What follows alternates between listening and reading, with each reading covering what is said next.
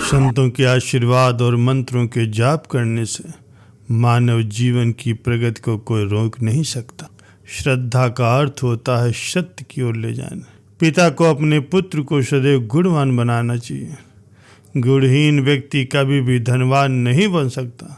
प्यारे सज्जनों, मानव जीवन योग का जीवन है।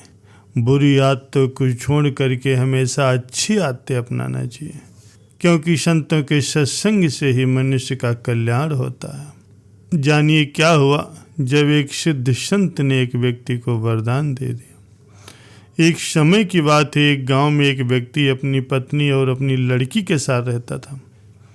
एक बार उसके गांव में एक सिद्ध संत पधारे। उस व्यक्ति ने उस संत को अपने घर पर ठहरा और कुछ दिनों तक उनकी खूब सेवा की। वो संत उस व्यक्ति की सेवा से बहुत प्रसन्न हुए। जाते समय उस संत जी ने उस व्यक्ति से कहा कि मैं तुम्हारी सेवा भावना से बहुत प्रसन्न हूँ। मैं तुम्हें कुछ देना चाहता हूँ, इसलिए तुम मुझसे कोई वरदान मांग लो। वो व्यक्ति बहुत गरीब था, वह बहुत धनवान बनना चाहता था। वरदान की बात सुन करके उस व्यक्ति के मन में लालच जाग गया। उसने कहा, महाराज, अगर आप मुझे कुछ देना ही चाहते हैं तो मुझे ऐसा वरदान दीजिए कि मैं जिस भी चीज़ को छूऊं वो सोने की बन जाए। संत बोले, इस वरदान की जगह तुम कुछ और मांग लो। ये वरदान तो बहुत खतरनाक है, इससे तुम्हें बहुत परेशानी होगी। मैं तुम्हारा भला चाहता हूँ, इसीलिए कह रहा हूँ, इसकी जगह कोई और वरदान मांग लो। वो व्यक्ति बोला, महाराज, मुझे तो यही वरदान चाहिए। अगर आप मुझे कुछ देना चाहते हैं तो मुझे यही वरदान दीजिए। संत ने उस व्यक्ति को बहुत समझाया, परंतु वो व्यक्ति नहीं माना। अंत में संत जी ने उसे वरदान दे दिया कि तुम जिस भी वस्तु को छू लोगे वो सोने की बन जाएगी। ये वरदान दे करके वो संत वहाँ से चले गए। वरदान पा करके वो व्यक्ति बहुत खुश हुआ। वरदान का परीक्षण करने के लिए उसने अपने पास पड़ी किसी चीज़ को छू करके देखा तो वो तुरंत ही सोने की बन गई। ये देखकर वो व्यक्ति बहुत खुश हुआ। उसने अपने घर की बाहरी दीवार को छुआ। छूते ही उसके घर की बाहरी दीवार सोने की हो गई। अपनी नई अर्जित शक्तियों से उत्साहित उस व्यक्ति ने हर तरह की चीज़ों को छू करके शुद्ध सोने में बदलना शुरू कर दिया। उसने अपने घर को छू लिया। छूते ही उसका घर भी सोने का हो गया। उसने अपना पलंग छुआ, वो भी सोने का हो गया। उसने अपने घर के सारे बर्तन छू करके उन्हें सोने में बदल दिया। जब उसके घर में सोने का बनाने लायक कुछ नहीं बचा तो उसने अपने घर में उगे हुए पेड़ पौधों को छू करके सोने में बदलना शुरू कर दिया। उसके घर में एक विशाल आम का वृक्ष था। उसने उसे छू लिया। उसके छूते ही पूरा वृक्ष तने, डालियों, पत्तों और फलों के सहित सोने का बन गया। ये सब करते करते जल्दी ही वो थक गया और उसे भूख लग गई। उसकी पत्नी उसके लिए सोने के थाल में भोजन लेकर के आई। उसने जैसे ही खाने के लिए रोटी उठाई, वो रोटी भी सोने की हो गई। ये देखकर वो व्यक्ति घबरा गया।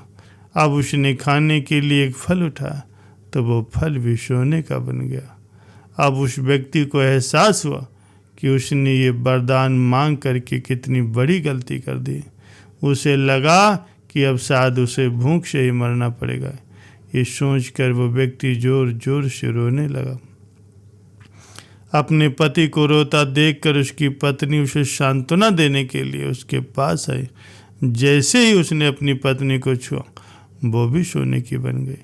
ये देखकर उस व्यक्ति की रूह कांप गई और वो जोर जोर से विलाप करने लगा और स्वयं को कोसने लगा।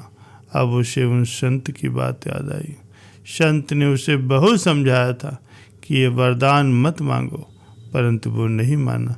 अब उसे अपने आप पर पछतावा होने लगा, परंतु अब वो कुछ नहीं कर सकता था। उसे इस प्रकार रोता देखकर उसकी लड़की उसके पास आई। ये देखकर वो व्यक्ति जोर से चिल्लाया कि मेरे पास मत आओ, नहीं तो तुम भी सोने की बन जाओगी। ये सुन करके उसकी लड़की वहीं ठहर गई।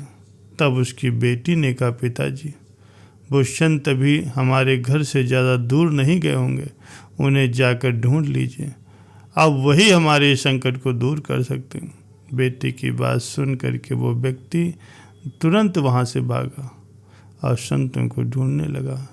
सारा दिन वो उन संत को ढूंढता रहा और अंततः उसने शाम को देखा वो संत एक पेड़ के नीचे ध्यान में बैठे हुए।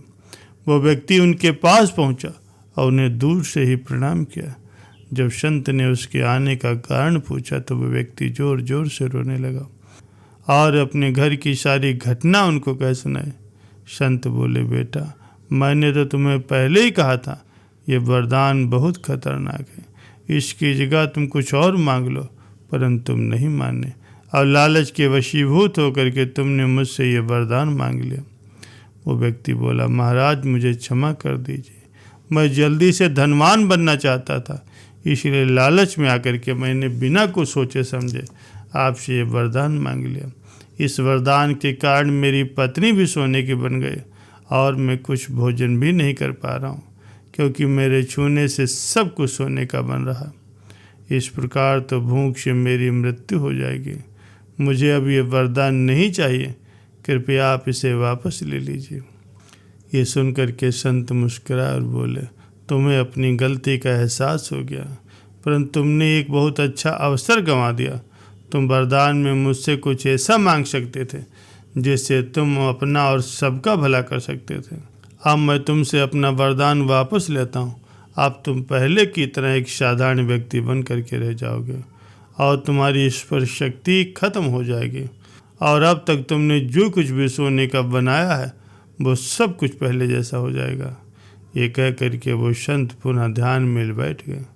संत की बात सुन करके उस व्यक्ति को बहुत संतोष मिला और उसने अपने पास पड़े पत्थर को छू करके देखा। इस बार वो पत्थर सोने का नहीं बना। ये देखकर वो व्यक्ति बहुत खुश हुआ और दौड़कर अपने घर पहुंचा। घर पहुंचकर उसने देखा कि उसका घर जो पहले सोने का था अब पहले जैसा हो चुका था। उसके घर में सब कुछ पहले जैसा हो गया था। वो घर के भीतर गया, अब उसकी पत्नी भी पहले जैसी हो चुकी थी और उसने जो जो चीज़ें सोने की बनाई थी सब पहले जैसी हो चुकी थी। उसके घर पहुंचते उसकी पत्नी और उसकी बच्ची दौड़कर उसके पास आए।